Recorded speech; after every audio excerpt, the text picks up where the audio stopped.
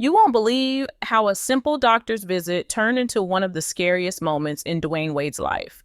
A man who had faced the toughest opponents on the NBA court was suddenly up against something far more terrifying: his own body. It all started with what seemed like a harmless decision. For years, Wade had been putting off his annual checkups. Like many of us, he thought, I feel fine, so what's the point? But deep down, something had been bothering him. His father had fought prostate cancer, and that thought kept haunting him.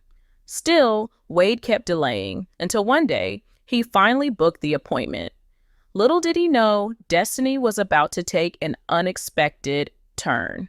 Wade walked into that clinic expecting answers to a few minor issues: some stomach cramps, a bit of discomfort, and slow urination. Nothing serious, or so he thought. He was in his early 40s, fit, healthy, and living his best life after retirement. But here's the shocking part. What was supposed to be a simple checkup revealed something that no one, especially Wade, was ready to hear. During a full body scan, doctors noticed a cyst on his right kidney. It didn't look right. At first, they didn't confirm anything, but the expressions on their faces told Wade that something was very wrong. He sat there trying to make sense of what was happening. The questions in his head were racing. A cyst on my kidney? How? I feel fine.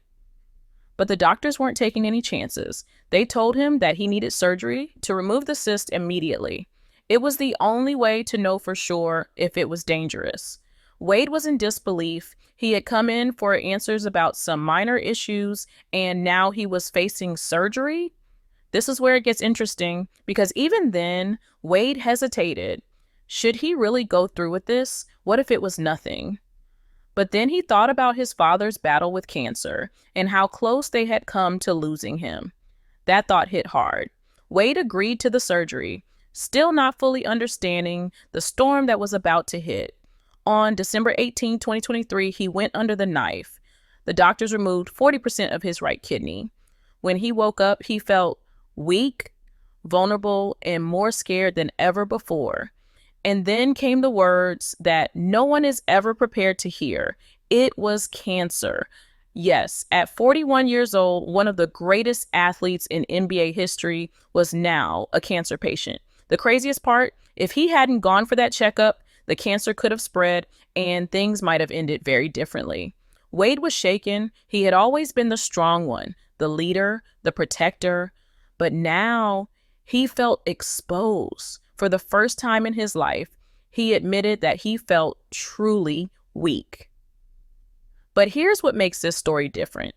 In that weakness, Wade found something powerful.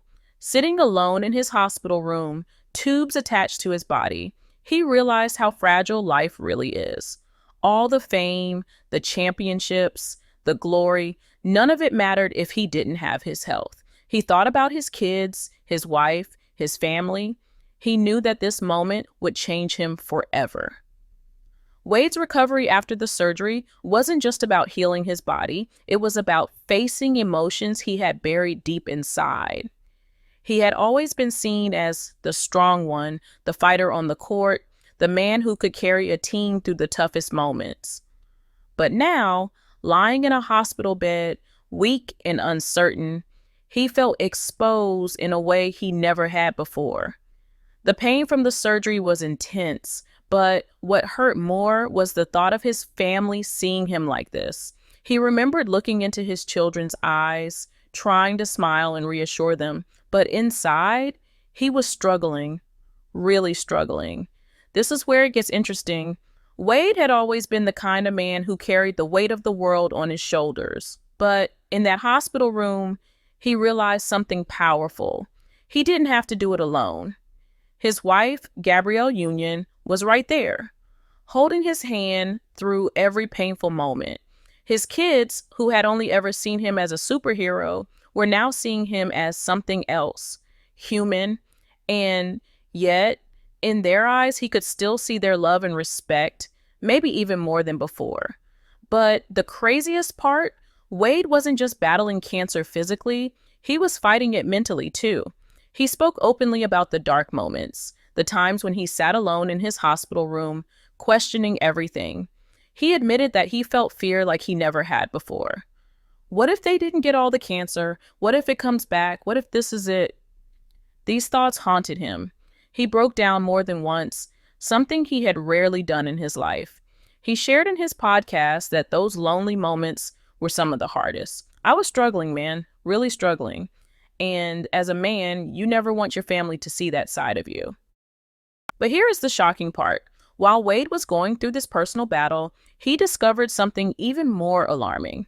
In his research and conversations with doctors, he found out that Black men in the United States have the highest lifetime risk of kidney failure, not just because of genetic factors, but due to a mix of health conditions like diabetes, hypertension, and heart disease, which are more common in the Black community.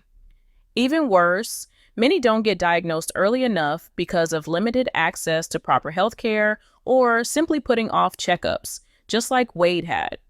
This realization hit him hard. It wasn't just about his battle anymore. It was about a much bigger issue, one that was affecting thousands, maybe millions of men who looked just like him. Wade knew he had a platform, and now he had a purpose. He decided that his story wasn't going to end in that hospital room. It was going to be the start of something bigger. Wade's road to recovery was anything but smooth. The physical pain from the surgery was intense, but it was the emotional weight that felt even heavier. Days after the operation, he found himself waking up in the middle of the night, sweating, heart racing, his mind clouded with fear.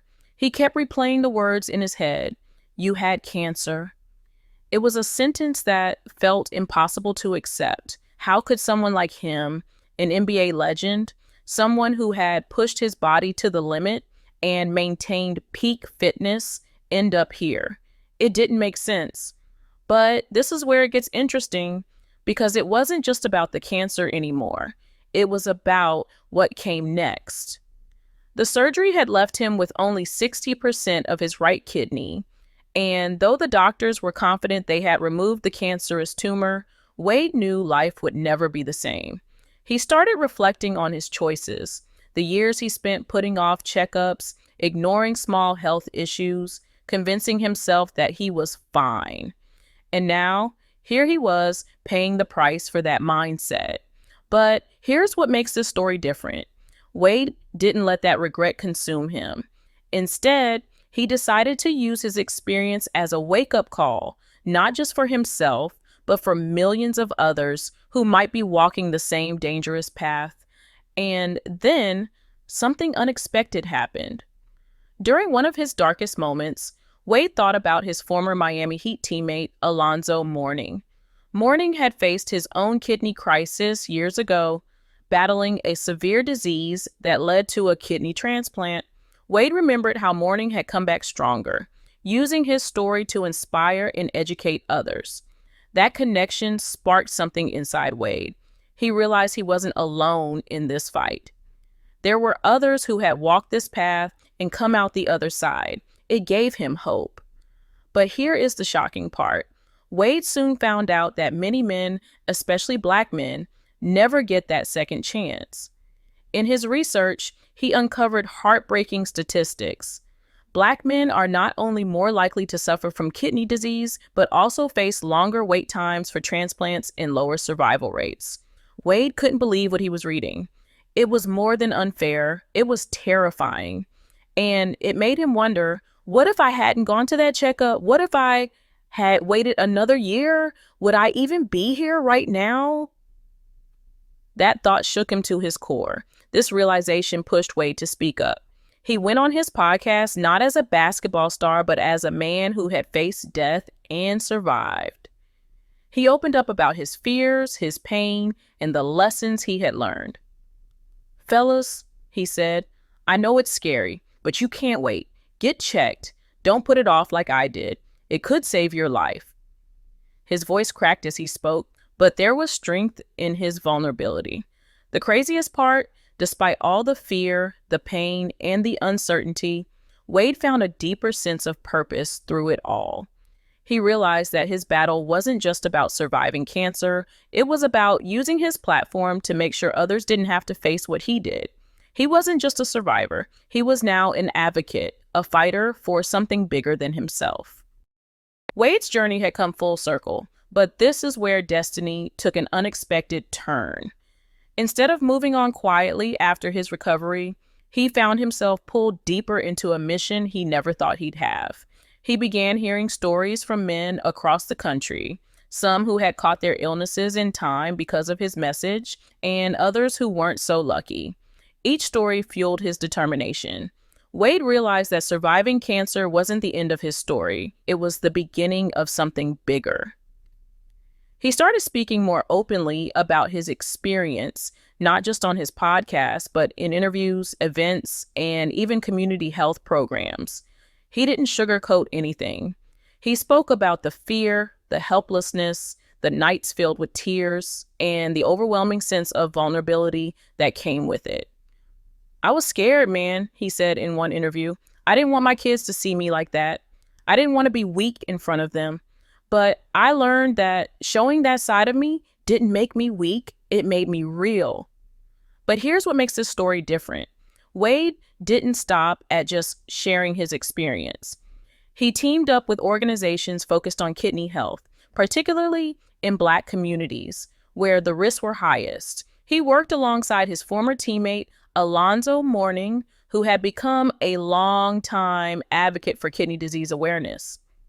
Together, they began hosting events, encouraging men to get regular health checkups, offering free screenings, and talking openly about the dangers of ignoring your health. The craziest part? Wade started seeing a real change. Men who had been hesitant, afraid, or simply unaware were now stepping forward to get checked. Wade received messages from fans who said, "Because of you, I caught my kidney disease early," or "Your story made me go to the doctor, and they found something I never would have known about." It was overwhelming, but it proved to him that speaking out had made a difference. But here is the shocking part. It wasn't just strangers he was helping. Wade revealed in a later podcast that even some of his closest friends and family members admitted they hadn't been taking care of their health until they saw what he went through. One of his friends confessed that he had been ignoring symptoms for years, but finally scheduled a checkup after hearing Wade's story. And it turned out he had early-stage kidney disease. Wade realized that sometimes it takes seeing someone you know and admire go through something terrifying to wake you up. Through it all, Wade found strength in places he never expected. His family had seen him at his lowest, but instead of losing respect for him, they admired his honesty and courage even more. His children, who once saw him only as their superhero dad on the court, now saw him as something even greater, a fighter who didn't give up even when the battle was off the court. In one of his final reflections on the journey, Wade said, "If my story saves even one life, then everything I went through was worth it." We think we're invincible until life reminds us we're not. But the real strength, it's in getting back up and helping others do the same. And that's how a simple checkup, a moment he almost skipped, ended up saving his life and potentially the lives of many others. Sometimes it's the battles we never see coming that end up defining who we really are.